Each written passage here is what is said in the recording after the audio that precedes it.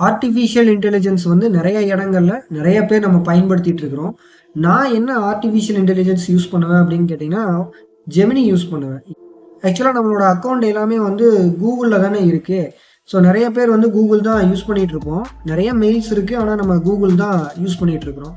So அதனால இந்த ஜெமினி வந்து நான் என்ன பண்ண தேவையில்லைன்னா, வேற எந்த ஒரு ஆப்பும் நம்ம இன்ஸ்டால் பண்ண தேவையில்லை. இப்போ சாட் ஜிபிடி இல்லை டீப்சீக்கு இந்த மாதிரி வேற ஏதாவது ஒரு ஏஐ நான் யூஸ் பண்ணேன் அப்படின்னா, அந்த ஆப்பை வந்து நான் இன்ஸ்டால் பண்ணணும். அதனால என்ன பண்ணுவேன் அப்படின்னா, எக்ஸ்ட்ரா ஒரு ஆப்பை நான் வந்து ஏன் இன்ஸ்டால் பண்ணணும் அப்படின்னு சொல்லிட்டு இந்த ஜெமினியை நான் பயன்படுத்திட்டு இருக்கிறேன்.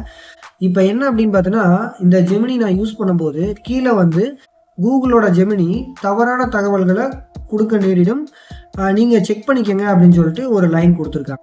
இது நாள் வரைக்கும் நான் இந்த மாதிரி நான் கவனிச்சதில்லை. பட் அது ஃபர்ஸ்ட் இருந்தே இருக்குதா இல்லை இப்போதான் வந்திருக்கா அப்படிங்கிறது எனக்கு தெரியல.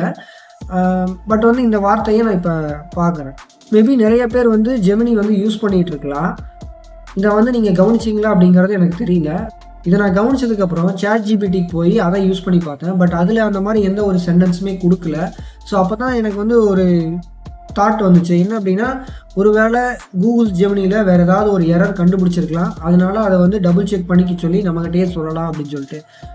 ஸோ நீங்கள் யாராவது கூகுள் ஜெமினி யூஸ் பண்ணிட்டு இருக்கீங்க அப்படின்னா இந்த வீடியோவோட கமெண்ட்டில் சொல்லுங்கள். அடுத்த வீடியோவில் பார்க்கலாம். பாய்.